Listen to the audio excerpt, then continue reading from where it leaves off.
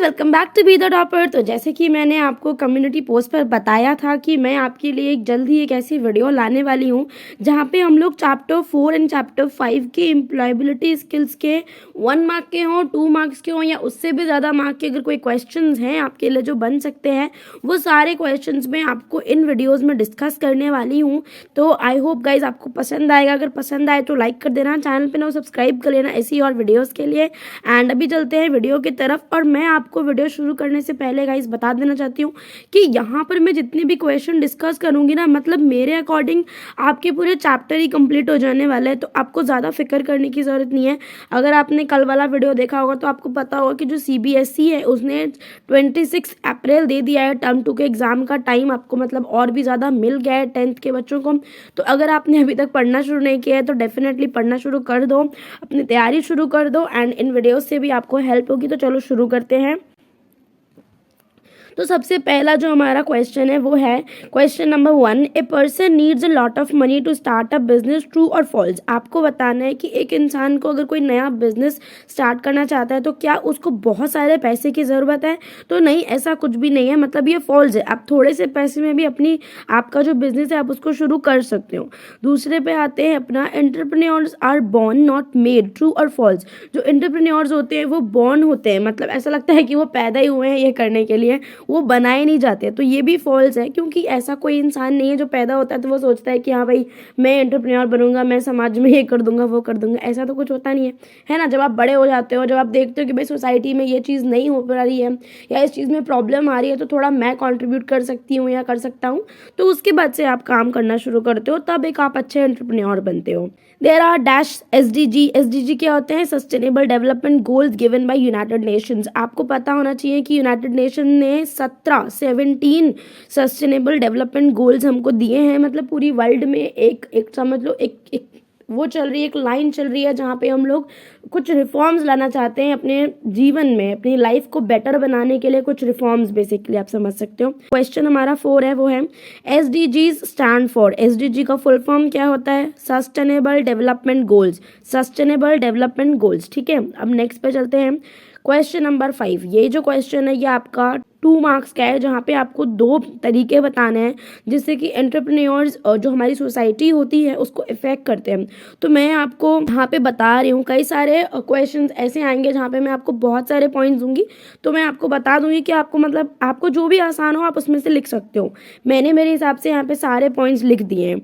तो यार देखो, जो हमारा सबसे पहला जो पॉइंट आ रहा है कि जो हमारे एंटरप्रेन्योर्स होते हैं वो क्या करते हैं, तो सबसे पहले वो जॉब्स क्रिएट करते हैं।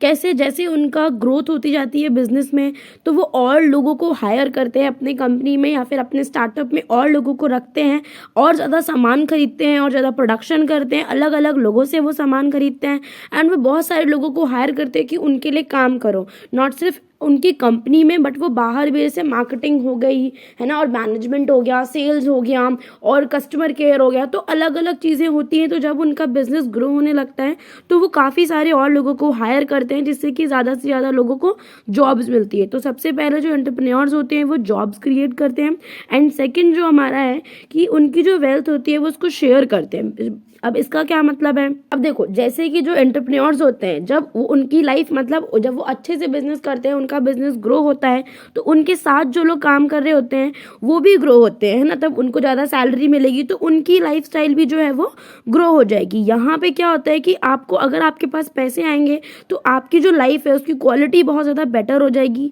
और यहाँ पर एक और चीज़ होती है कि क्योंकि बहुत सारे एंटरप्रेन्योर्स एक ही सेम प्रोडक्ट को बेच रहे होते हैं, तो काफ़ी बार क्या होता है कि जो प्रोडक्ट होते हैं उनके प्राइसेस बहुत ज़्यादा लो हो जाते हैं, जिससे कि क्या होता है, लोगों को ये चीज़ें खरीदने में आसानी होती है ना। जब बहुत सारे लोग, मान लो कि जैसे आपने ये एग्जांपल आप सब्जी मंडी का बहुत ले सकते हैं, आपने फनी वीडियोस में बहुत देखा होगा कि अगर कोई दूसरा बंदा 100 रुपये किलो दे रहा है तो उसके पास वाला बंदा 90 रुपये किलो देने लग जाएगा। वो 90 रुपये किलो दे रहा है तो वो 80 रुपीज़ kg देने लग जाएगा। तो इस तरीके से चलता है।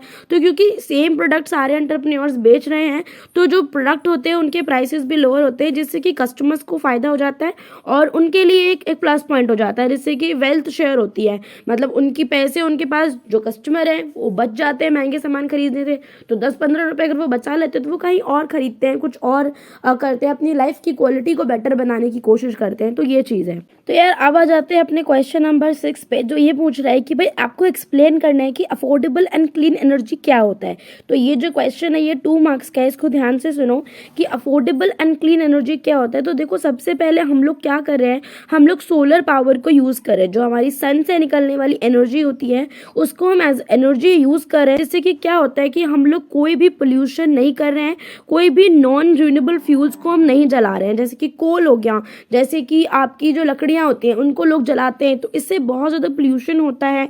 कोल को बर्न करने से बहुत ज़्यादा पोल्यूशन होता है। पेट्रोलियम की भी ज़्यादा यूज़ करने से उससे भी पोल्यूशन होता है। आप लोग देखते ही होंगे जब आप सड़कों पे बाहर निकलते होंगे तो हम लोग क्या कर रहे हैं, जो सन से निकलने वाली जो रेज है, जो हीट है, उसको एनर्जी की तरह यूज़ कर रहे हैं, जैसे कि कोई पोल्यूशन भी नहीं हो रहा है। एंड हमारी गवर्नमेंट हो या जितनी भी सोसाइटी हो, जो बड़े बड़े जो एंटरप्रेन्योर्स हैं, ये भी आजकल इस्तेमाल मतलब पूरा एफर्ट अपना लगा रहे हैं कि एक सोलर पावर जनरेशन बनाया जाए। मतलब हम सारे लोग अपनी जो इलेक्ट्रिसिटी की नीड्स हैं उस सबको सोलर पावर से कंज्यूम करें, उसको अपनी नीड्स को पूरा करें, ताकि हम कोई भी पोल्यूशन ना करें, और जो हमारे नेचुरल रिसोर्सेज हैं उसको भी एट द सेम टाइम हम लोग यूज़ कर पाएँ। एंड कुछ जो बचे हुए हैं उनको एकदम एग्जॉस्टली ख़त्म नहीं करें, क्योंकि हम ह्यूमन बींग्स सारे अपने नेचुरल रिसोर्सेज को बहुत ज़्यादा ख़राब करें, as well as we are polluting the environment also. हम एनवायरनमेंट को भी बहुत पोल्यूट कर देते हैं, बहुत गंदा बना देते हैं उसको भी। एंड हम बायोगैस का यूज़ करें, जो कि एक इको फ्रेंडली ऑल्टरनेटिव है टू नेचुरल गैस। हम इको फ्रेंडली ऑल्टरनेटिव यूज़ करें। अब बायोगैस का इस्तेमाल करने से मतलब जो चीज़ वेस्ट हो जाती है तो उसी में से जो एनर्जी, जो भी आपका काव डंग या कुछ भी होता है, तो उससे हम लोग एनर्जी निकालते हैं, और उसके बाद एनर्जी निकलने के बाद उसी चीज़ को जो जितनी भी फिर बच जाती हैं उसको हम लोग खेतों में डाल देते हैं। तो वो खेत जो सॉइल है उसको फर्टाइल बनाने में भी हमारी हेल्प करते हैं। तो ये सारी चीज़ें हो गई जिससे कि हम बोल सकते हैं कि हम लोग अब आजकल के टाइम में एक अफोर्डेबल एंड क्लीन एनर्जी को इस्तेमाल कर रहे हैं। अफोर्डेबल मतलब जो सन की हीट है उसको खरीदने में बहुत ज़्यादा पैसा है, मतलब सोलर पैनल लगवाने के लिए आपको थोड़े पैसे लगाने पड़ते हैं, बट उसका भी अगर आप एक बार लगवा लेते हो तो उसके बाद आपको कोई बहुत ज़्यादा खर्चा नहीं करना पड़ता उसमें।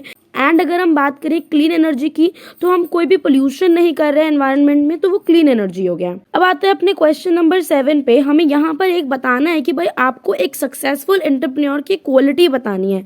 तो एक सक्सेसफुल एंटरप्रेन्योर जो होता है वो कॉन्फिडेंट होता है, मतलब वो जो भी चीज़ कर रहा है उसमें उसके अंदर उसको पूरा कॉन्फिडेंस है अपने ऊपर कि वो कर लेगा। तो वो कॉन्फिडेंस जो होता है उसका एक ऐसा पॉइंट है जो कि किसी भी एंटरप्रेन्योर को एक सक्सेसफुल एंटरप्रेन्योर बनाता है।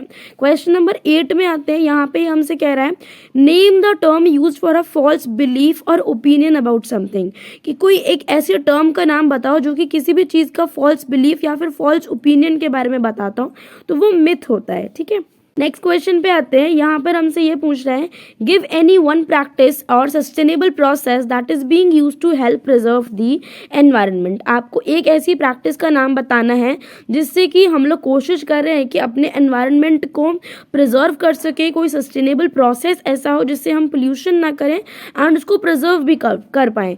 तो ये क्या है, ये है ऑर्गेनिक फार्मिंग या फिर वर्मी कंपोस्टिंग आप इसको कह सकते हो। ऑर्गेनिक फार्मिंग में क्या होता है, हम लोग किसी भी इंसेक्टिसाइड्स, किसी भी पेस्टिसाइड्स का इस्तेमाल नहीं करते हैं सॉइल को फर्टाइल करने में या फिर अपनी क्रॉप की यील्ड को बढ़ाने में। तो ये एक नेचुरल तरीका है। गाइस अब हम लोग आ जाते हैं अपने क्वेश्चन नंबर 10 पे। Give an example of large scale production of solar power in India. ये 1 मार्क का क्वेश्चन है कि आपको ये बताना है कि इंडिया में कहाँ पे लार्ज स्केल प्रोडक्शन हो रहा है सोलर पावर का। तो वो गुजरात में एक प्लांट है, चारंग का गुजरात सोलर पार्क। तो ये अभी तक का मतलब इंडिया में सबसे बड़ा ऐसा large scale production solar power park है जहाँ पे बहुत सारे सोलर पैनल्स लगाए हैं, ताकि मतलब क्योंकि गुजरात राजस्थान वाले इलाके ऐसे हैं जहाँ पे बहुत ज़्यादा ज़्यादा हीट यहाँ पर ज़्यादा रहती है, तो यहाँ पर सोलर एनर्जी को कैप्चर करने के लिए बहुत बड़ा एफर्ट है। अब आ जाते हैं क्वेश्चन नंबर 11 पे। Explain any 2 functions of an entrepreneur. ये 2 मार्क्स का है, आपको बताना है एंटरप्रेन्योर्स के 2 फंक्शंस एक्सप्लेन करो। Any 2 functions of an entrepreneur are, पहला है तो भाई मेकिंग डिसीजन, वो लोग डिसीजन करते हैं, मेक करते हैं, बनाते हैं अपना डिसीजन एंड वो बिजनेस को मैनेज करते हैं। ठीक है, डिसीजन करते हैं, अपना डिसीजन बनाते हैं एंड बिजनेस को मैनेज करते हैं। ये 2 फंक्शन है एंटरप्रेन्योर्स के। क्वेश्चन नंबर 12 पे आते हैं। आपको यहाँ पर बताना है reduced in equalities is one of the sustainable development goal set by the UN. Reduce in equalities मतलब जितनी भी हमारी सोसाइटी में इनइक्वलिटी हो रखी है कि हम काले गोरे में भेद करते हैं, ऊंची जाति नीची जाति भेद करते हैं, अमीर गरीब में भेद करते हैं, तो ये जो हमारी इनइक्वलिटीज़ हैं इनको फिनिश करना चाहता है यूएन का एक सस्टेनेबल गोल है। तो आपको ये बताना है कि हम किस तरीके से इनइक्वलिटी को सोसाइटी में ख़त्म कर सकते हैं। तो यहाँ पर आपको दो एग्जाम्पल, दो वेज बताने हैं। तो सबसे पहले उन्होंने ये बताया कि be helpful to one another. आपको एक दूसरे की हेल्प करनी है विदाउट लुकिंग कि भाई वो बंदा मतलब कौन सी कास्ट से बिलोंग करता है, कौन सी ट्राइबल है, कोई कुछ है कोई कुछ है, मतलब आपको ये सब कुछ भी नहीं सोचना है और आपको बस हेल्पफुल रहना है हर इंसान के लिए।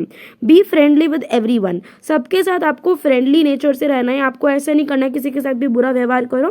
तो ये दो ऐसी चीज़ें हैं जिससे कि आप समाज में, सोसाइटी में जो प्रिवेलेंट इनइक्वलिटी है उसको ख़त्म कर सकते हो। Question number 13, इनुमरेट any two desired qualities of a successful entrepreneur. आपको बताना है एक सक्सेसफुल एंटरप्रेन्योर की दो डिजायर्ड क्वालिटीज की उसमें ये क्वालिटीज होनी ही होनी चाहिए। तो आपको दो बतानी है, 1 मार्क का क्वेश्चन है। मैंने यहाँ पे काफ़ी सारी आप लोगों के लिए लिख दी हैं ताकि मतलब आपको कोई भी जो भी याद रहे आप वो दो एग्जाम में लिख के आ जाना। सबसे पहले कि जो एंटरप्रेन्योर है वो कॉन्फिडेंट होना चाहिए, उसको खुद पर बिलीव होना चाहिए और उसकी खुद की एबिलिटी पर बिलीव होना चाहिए कि भाई मैं ये कर सकता हूँ, मेरा आइडिया अच्छा है, मेरे जो थॉट है कि मैं ये कर सकता हूँ या मैं करूँगी, ऐसा करूँगी, तो उस पर आपको बिलीव होना चाहिए। अपने पे पूरा तरीके से आपको विश्वास रखना है, बिलीव इन योरसेल्फ जैसे हम कहते हैं।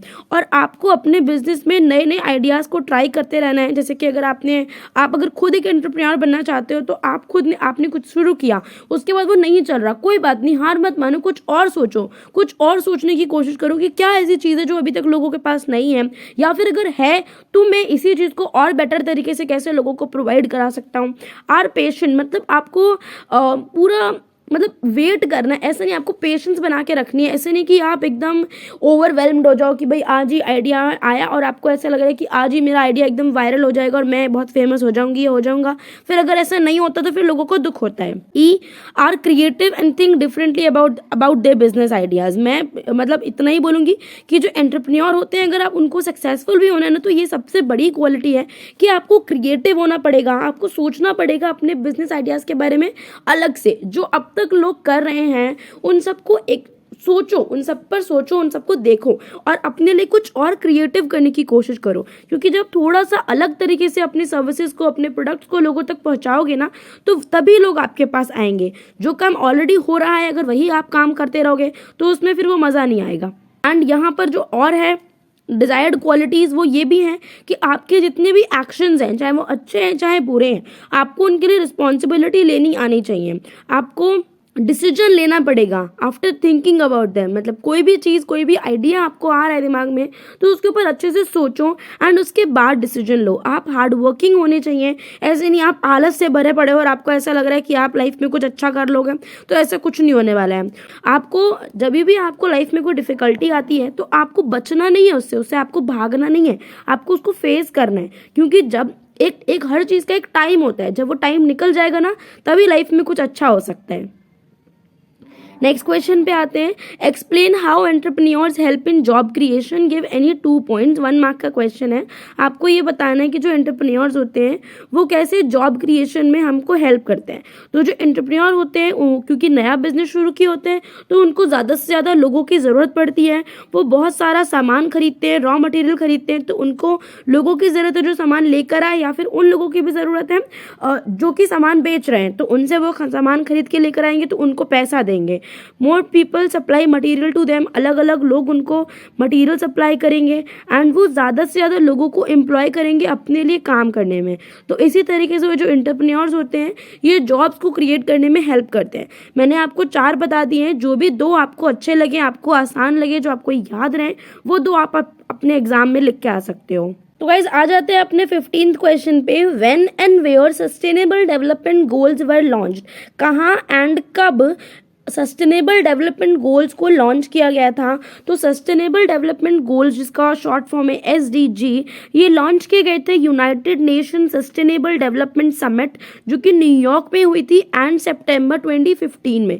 सितंबर 2015 न्यूयॉर्क में हुआ था और एक समिट हुई थी जिसका नाम था United Nation sustainable development summit. तो यहाँ पर ही यूनाइटेड नेशन ने सस्टेनेबल डेवलपमेंट गोल्स को लॉन्च किया था। नेक्स्ट क्वेश्चन पे आते हैं। Enumerate any 2 initiatives through which we reduce inequalities in our society। आपको 2 ऐसे तरीके बताने हैं, 2 इनिशिएटिव ऐसे बताने हैं जिससे कि हम अपनी सोसाइटीज़ में जो इनइक्वलिटी है उसको रिड्यूस कर सकते हैं। तो ये अभी मैंने आपको 2 बताए थे, आगे यहाँ पर और भी आएंगे। तो कुछ क्वेश्चन ऐसे होंगे जो आपको लगेगा रिपीटेड है, बट मुझे लगता है अगर आप इन्हीं वीडियोज़ को दोबारा भी एक बार देख लोगे ना तो आपके पूरे चैप्टर ही कंप्लीट हो जाएंगे और बहुत हद तक आपको चीज़ें समझ में आ जाएंगी, जिसके लिए आपको कुछ अलग से पढ़ने की भी फिर ज़रूरत नहीं पड़ेगी। तो यहाँ पे जो रिड्यूस कर सकते हैं हम इनइक्वलिटी, आपको 2 लिखने हैं यहाँ पे, जो भी हैं जितने भी हैं मैं आपको सब बता दूंगी। जो भी याद रहे, जो भी आसान लगे उसको एग्जाम में लिख देना है। हेल्पफुल होने हैं आपको, वन अनदर, सबके लिए आपको हेल्प करना है, सबके साथ आपको फ्रेंडली रहना है। और जब भी आप खेल रहे हो, जब भी आप कुछ काम कर रहे हो, तो आपके आसपास जितने भी लोग हैं जो आपके उस काम में इंक्लूड हो सकते हैं, आपके उस खेल में इंक्लूड हो सकते हैं, उन सबको आपको इंक्लूड करना है। किसी को भी छोड़ना नहीं है, किसी भी बंदे को लेफ्ट बिहाइंड सा फील नहीं होना चाहिए। Helping others by including everyone whether they small और बिग, गर्ल और boy, belonging to any class और कास्ट, चाहे वो बंदा छोटा हो, बड़ा हो, लड़की हो, लड़का हो, या फिर किसी भी क्लास या फिर किसी भी कास्ट से बिलोंग करता हो। यार हम लोग डेमोक्रेसी में रह रहे हैं और इतना मतलब हम सब पढ़े लिखे लोग हैं, अगर हम लोगों से भी ये चीज़ की उम्मीद नहीं की जाएगी तो क्या किया जाएगा, है ना। तो वैसे तो ये सब बहुत ही नॉर्मल चीज़ें होती हैं, तो आपको रियल लाइफ में भी इन सबको करना चाहिए, ना कि सिर्फ आप इसको पढ़ रहे हो, रट्टा लगा रहे हो, एग्जाम में लिख रहे हो, बट इसको अपनी लाइफ में भी इम्प्लीमेंट करना। क्वेश्चन नंबर 17 जो है हमारा वो है, is it true that a large capital required for being an entrepreneur. क्या ये बात सही है कि आपको बहुत ज़्यादा कैपिटल की ज़रूरत होती है अगर आपको एक एंटरप्रेन्योर बनना है। तो यहाँ पर क्या लिखा हुआ है, the money use to start a business is called capital. सबसे पहले इन्होंने आपको ये बताया है कि जिस पैसे से आप बिजनेस को स्टार्ट करते हो उसको हम बोलते हैं कि भाई वो क्या है, वो कैपिटल होती है। और हर बिजनेस में बहुत ज़्यादा पैसा लगाने की ज़रूरत नहीं होती है। As per need every entrepreneur starts business with a different capital. हर जो एंटरप्रेन्योर होता है वो देखता है ना कि भाई मेरी कितनी रीच है या मैं किस फील्ड में मैं काम कर रहा हूँ। अगर आपको एकदम से वो बिजनेस स्टार्ट करना है जहाँ पे आपको बहुत बड़े बड़े इक्विपमेंट्स बनाने हैं या फिर बेचने हैं, तो आपको ऑफकोर्स ज़्यादा पैसे की ज़रूरत पड़ेगी। बट ऐसा कुछ नहीं है कि आपको एंटरप्रेन्योर बनने के लिए बहुत ज़्यादा पैसे की ज़रूरत है। और जब आपको लगता है कि भाई आपको इस आइडिया पे काम करने हैं एंड आपको पता चल गया कि भाई आपको पैसे की ज़रूरत है, तो आप अलग अलग सोर्सेज से भी पैसा कलेक्ट कर सकते हो। जैसे कि आपको पता होगा लोग शेयर मार्केट में पैसा लगाते हैं, तो जो नए नए एंटरप्रेन्योर्स होते हैं लोग उनकी कंपनीज में भी पैसा लगाते हैं, क्योंकि उनको लगता है कि भाई एक नया आइडिया है, अगर एक अच्छा आइडिया, एक अच्छा स्टार्टअप है, अगर लोगों ने इसे पसंद किया तो ये कंपनी जो ये स्टार्टअप जो है ये ग्रो होगा, एंड अगर हमने इसमें पैसा लगाया होगा तो हमारा पैसा भी ग्रो होगा। तो बड़े बड़े जो लोग होते हैं जिनके पास काफ़ी सारा पैसा होता है, जो इन्वेस्टर्स होते हैं बड़े बड़े, वो भी नए नए स्टार्टअप में पैसा लगाते रहते हैं। और उसके बाद जब आपने छोटा बिजनेस शुरू कर लिया, वो ग्रो होने लगा, तो उसके बाद आप उसमें और पैसा लगा लो और उसको और भी ग्रो कर सकते हो। बट मुझे लगता है कि अगर आपसे सिर्फ यही पूछा जाए कि क्या एंटरप्रेन्योर बनने के लिए बहुत ज़्यादा पैसे की ज़रूरत होती है, तो ऐसा कुछ भी नहीं है। ठीक है, ये डिपेंड करता है आपके आइडिया पे, आपके बिजनेस के थॉट पे कि आप भाई क्या शुरू करना चाहते हो। हमारा जो क्वेश्चन नंबर 18 है, What are the problems related to sustainable development and discuss any two। आपको ये बताना है कि सस्टेनेबल डेवलपमेंट से रिलेटेड प्रॉब्लम्स क्या आ रही हैं। आपको 2 बतानी है, मैंने यहाँ पे काफ़ी सारी बता दी हैं, आप एक 2 बता देना। ठीक है, there are 3 major problems related to sustainable development. 3 major problems बताई गई हैं। फूड का प्रॉब्लम सबसे ज़्यादा आता है, जैसे कि आपको फूड का सबसे ज़्यादा प्रॉब्लम आ रहा है क्योंकि हम हंगर को मिटाना चाहते हैं और रिड्यूस करना चाहते हैं हंगर को। हम चाहते हैं कि हर इंसान के पास खाना पहुँचे, कोई भी इंसान भूखा पेट ना सोए, तो उसके लिए हमें ज़्यादा ज़्यादा फूड की ज़रूरत है। बट उसके लिए हमें ये ज़रूरत है कि हम एक अच्छी फर्टाइल लैंड पे खेती कर सके, क्रॉप्स को ग्रो कर सके। बट हो क्या रहा है, जो फर्टाइल लैंड है, जो अच्छी लैंड है और ज़्यादा से ज़्यादा लैंड पे हम लोग क्या कर रहे हैं, अदर पर्पसेस के लिए उसको यूज़ कर रहे हैं। लाइक हम लोग सिटीज़ ग्रो कर रहे हैं, रोड्स बना रहे हैं, एयरपोर्ट्स बना रहे हैं, इंडस्ट्रीज़ बना रहे हैं और कंपनीज खड़े खड़े हैं बड़े बड़े। तो इससे क्या हो रहा है कि वो जो लैंड है जो कि खेती के लिए यूज़ हो जाती वो यूज़ हो जा रही है, और वो लैंड ही नहीं जब बच रहा तो आप उस पर कैसे ग्रो करोगे। क्रॉप्स अच्छे तरीके से ग्रो होंगी, जब ज़्यादा ग्रो होंगी तभी तो हर इंसान सो पाएगा ना पेट भर के। तो वही चीज़ है, सॉइल न्यूट्रिएंट्स ज़्यादा ज़रूरत हो रही है हमें, कि जो हमारी सॉइल है उसकी फर्टिलिटी बहुत कम हो गई है। एक तो लैंड ही कम हो जा रहा है हमारे पास, और जितना भी लैंड है उस सॉइल की फर्टिलिटी इतनी कम है कि जो क्रॉप है उसका यील्ड बहुत ही कम आ रहे हैं। जहाँ पे 1 हेक्टेयर में हम मान के चलो 100 kg उगा रहे हैं, वहाँ पर ही चाइना या और बड़ी बड़ी जो कंट्रीज़ हैं वहीं पर वो 200 kg 250 kg ऐसे उगा पाते हैं, तो उनको ज़्यादा इसीलिए प्रॉफिट हो जा रहा है, और वहाँ पे ये प्रॉब्लम ज़्यादा थोड़ी कम है। नेक्स्ट है वाटर। हमको वाटर चाहिए, पहले तो फूड हो गया, फिर हमारा दूसरा हो गया वाटर। अब हम क्या कर रहे हैं कि अगर हम चाहते हैं कि हर इंसान को साफ पानी मिले तो रिवर्स एंड पॉन्ड्स को साफ रखना पड़ेगा, उनको क्लीन करना पड़ेगा। बट लोग क्या करते हैं, उसमें कचरा डाल के आ जाते हैं। वो सारी नदियों में बहा आना मुझे ये बिल्कुल भी किसी भी तुक का नहीं लगता। मतलब आप पानी को खराब कर रहे हो, गंदा कर रहे हो, तो ये बहुत ही बुरी चीज़ है, जिसकी वजह से काफ़ी सारी प्रॉब्लम्स हो रही हैं। पानी गंदा हो रहा है, खराब हो रहा है, तो ये नहीं करना चाहिए। दिस वे हम क्या हो रहा है कि मतलब आजकल ऐसा हमारे पास पानी तो बहुत है अर्थ पे, बट साफ मीठा पानी पीने के लिए उसकी बहुत कमी हो जा रही है। एंड गंदा पानी पीने की वजह से भी बच्चे, औरतें, आदमी, बूढ़े, जितने भी लोग हैं वो सब बहुत बीमार हो रहे हैं। तीसरा है हमारे पास फ्यूल। हम क्या कर रहे हैं, जितनी भी लकड़ियां हमारे पास ट्रीज से मिलने वाली हैं उन सबको जला दे रहे हैं, अपना घर बना ले रहे हैं, फर्नीचर बना ले रहे हैं, पेड़ों को और भी ज़्यादा काट रहे हैं, जिससे कि क्लाइमेट इफेक्ट हो रहा है। एक्सट्रीम वेदर कंडीशंस हम लोगों को देखने को मिल रही हैं। बारिश के महीने में धूप पड़ रही है, सर्दी के महीने में बारिश हो रही है। धूप में इतनी ज़्यादा धूप हो रही है कि लोग धूप से ही मर जा रहे हैं, सर्दी में इतनी सर्दी हो रही है कि लोग सर्दी से मर जा रहे हैं। तो फ्लड आ रहे हैं, एक्सट्रीम कोल्ड, एक्सट्रीम हीट हो रहा है। तो ये सब क्या हो रहा है, ये एक्सट्रीम वेदर कंडीशन है जो कि नहीं होनी चाहिए। एंड हम लोग क्योंकि एनवायरनमेंट के संग हम लोग खिलवाड़ कर रहे हैं, that is why this is happening a lot. Question number 19। अब देखते हैं भाई सस्टेनेबल डेवलपमेंट क्या होता है। Sustainable development is the development that satisfy the need of the present without compromising the capacity of future generation. तो ये चीज़ आपको मतलब आपके लिए काफ़ी इंपॉर्टेंट है। आपका अगर आप क्लास 10th में हो, ज्योग्राफी के फर्स्ट चैप्टर में भी ये चीज़ें दे रखी थी, सस्टेनेबल डेवलपमेंट क्या होता है। तो सस्टेनेबल डेवलपमेंट एक इस तरीके का डेवलपमेंट होता है जहाँ पे हम लोग प्रेजेंट की नीड्स को सेटिस्फाई करते करते चलते हैं, कि जो आज की हमारी नीड्स हैं वो भी सेटिस्फाई हो जाए, एंड जो हमारी फ्यूचर जनरेशन है उसके लिए भी रिसोर्सेज में कोई भी कमी नहीं पड़े। तो चलो अब चलते हैं अपने नेक्स्ट क्वेश्चन पे। Question number 20। What do you mean by sustainable development goals. हम सस्टेनेबल डेवलपमेंट गोल से क्या समझते हैं। तो भाई जो सस्टेनेबल डेवलपमेंट गोल्स हैं वो हमारे कॉल ऑफ एक्शन है to end poverty, protect the planet and ensure that all people enjoy peace and prosperity. एक सस्टेनेबल डेवलपमेंट गोल जो कि यूनाइटेड नेशंस ने बनाए हैं, एंड ये बेसिकली एक यूनिवर्सल कॉल ऑफ एक्शन है।